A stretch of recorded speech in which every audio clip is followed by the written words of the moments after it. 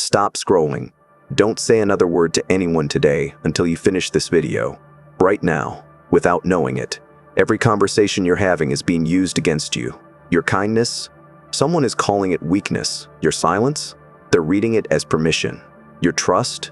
That's the exact door they walk through every single day. You're not paranoid. You're just finally paying attention.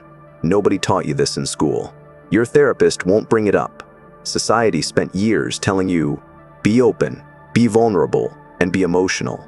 And while you were busy doing exactly that, someone else was studying these tools, using them on you. This isn't about becoming a bad person. This is about never being an easy target again. Because when you understand how manipulation works, it stops working on you. You stop reacting. You stop shrinking. You walk into any room as the calmest, most unreadable person there. Here are 8 tactics that will make you emotionally untouchable. Tactic 1. Controlled emotional mirroring. Have you ever noticed someone who walks into any room and, within minutes, everyone likes them? They're not doing magic. They observe first. Then they match. Think about a great salesman. He walks into a nervous client's office. Within 60 seconds, he's talking slower, leaning in, matching their energy exactly. The client thinks, this guy gets me. That's not charm. That's a system. When you mirror someone's energy, they feel understood. They feel seen. And the moment someone feels that, they trust you. They open up. Every single defense comes down. But here's what they don't realize. You're not following them. You're leading them. You matched their energy to build trust. And now you slowly shift your own, and they follow without even noticing. This is how the most influential people in the world build instant rapport. Not through looks, not through status, through this one silent technique. Master this, and you control every conversation you walk into. Tactic 2. Guilt inversion. Guilt is a weapon, and most people hand it over for free. For example, you said no to something, maybe a request from a relative, maybe extra work, maybe a friend's unreasonable demand, and immediately you heard, "Oh, so you're too busy for us now," or "I thought you were different," or just a long, heavy silence designed to make you feel terrible. What did you do? You apologized. You explained yourself. You backed down. That's exactly what they wanted. Guilt inversion is simple. When someone tries to guilt trip you, don't defend yourself. Don't explain yourself. Just ask one calm, quiet question. Why does my boundary make you so uncomfortable? That's it. Now they have to explain. Now they're sitting in discomfort. You didn't raise your voice. You didn't attack. You just redirected the pressure right back to where it came from. Guilt only works on people who accept it. Stop accepting it. Tactic 3. The takeaway. Human beings want what they can't easily have. That's not a weakness. That's just how we're wired. Think about the last time a store said, only 2 left in stock. You suddenly wanted it more, even if you weren't that interested 5 seconds ago. Nothing about the product changed. But scarcity made it feel valuable. You are no different. Nobody is. The takeaway works like this. Stop chasing. Pull back your attention. Pull back your energy. Become slightly less available. And watch what happens. The person who was ignoring you starts noticing you. The person who took you for granted suddenly wants your time again. This isn't about playing games. This is about genuinely redirecting your energy toward yourself. When you stop pouring your attention into people who don't value it, you naturally become more focused, more productive, and more attractive as a person. The world chases what pulls away from it. Tactic 4. On-demand emotional detachment. This is the one that separates truly untouchable people from everyone else. Most people react. Someone says something harsh. They flinch. Someone raises their voice. They panic. Someone gives them the silent treatment. They chase. Their emotions are controlled by outside events, which means outside events control them. Think about an experienced surgeon mid-operation. His hands don't shake. His face is blank. Not because he doesn't care, but because he's trained himself so that when pressure is highest, his reaction is lowest. Cold and detached are not the same thing. Cold people are still reacting, just with ice instead of fire. That's still a reaction. That's still a temperature. On-demand detachment is something else entirely. It's total internal silence. You go still. Your face gives nothing away. Your voice stays flat and even. And while the other person is burning, you're watching. You're thinking. You're in complete control.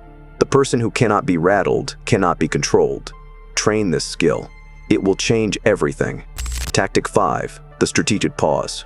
Most people respond too fast. Someone insults them. They fire back instantly. Someone asks a hard question. They stumble over their words. That instant reaction is a signal. It tells the room that you can be rattled. The strategic pause kills that signal completely. The most respected teachers, managers, and leaders notice how they answer hard questions. They don't rush. They pause. They think. Then they speak slowly and deliberately, and the whole room thinks, this person is serious. This person thinks before they speak. That pause sends an invisible signal. I am not afraid. I am in control. My words are chosen, not thrown out of emotion. Before you respond to any accusation, provocation, or loaded question, pause. 2 seconds, 3 seconds. Breathe. Look at them calmly. Then speak. People who pause before they speak are perceived as more intelligent, more confident, and more powerful. 2 seconds of silence can completely change how someone sees you. Use it every time. Tactic 6. Selective availability. You are not a convenience store. You don't need to be open for everyone at all times on their schedule. The best doctor in your city. Can you call him at 2 a.m. for a headache? No. You book an appointment. You wait. And because of that, when you finally sit in front of him, you take his time seriously. You don't waste it.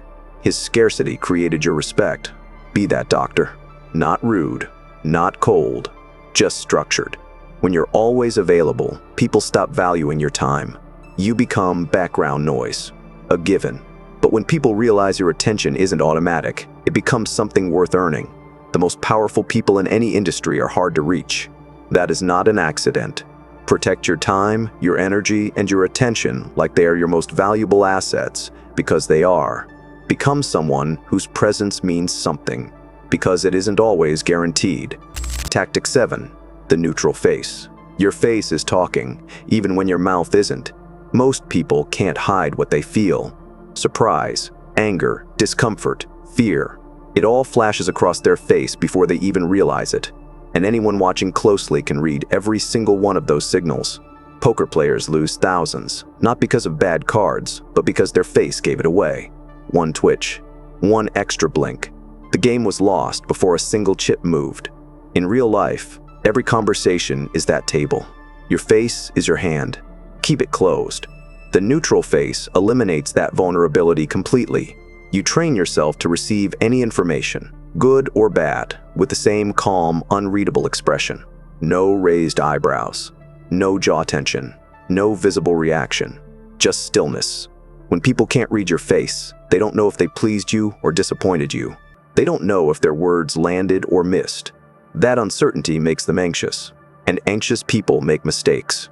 Build this wall, and you will never hand your emotions to a stranger again. Tactic 8. Precision flattery. Great job. You're so smart. People hear these words and forget them in seconds.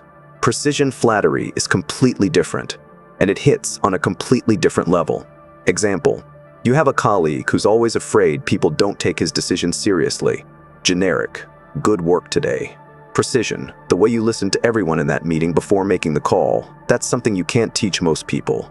That's real leadership. Feel the difference? He'll forget the first one by lunchtime. He'll remember the second one for years. Because you didn't just compliment him. You proved you were paying attention. Here's how it works. You study someone. You notice what they're most insecure about. Their intelligence, their leadership, their judgment. And then you praise exactly that thing. Specifically. With detail. With detail. People are deeply loyal to those who make them feel truly seen. Use this carefully. Use it honestly. The most powerful thing you can give another person is the feeling of being genuinely understood. Most people will finish this and go right back to who they were. They'll keep absorbing guilt. They'll keep chasing people who don't value them. They'll keep reacting when they should be observing. But a few of you just felt something shift. You now carry knowledge that most people will never have. Use it to protect yourself. Use it to stay calm. Use it to become the most unreadable, unshakable version of yourself. Do one thing. Pick one tactic from these 8. Just one. And use it in the very next conversation you have today. Not to manipulate anyone, but to stop being manipulated yourself. Comment below. Which one are you starting with? I read every single one.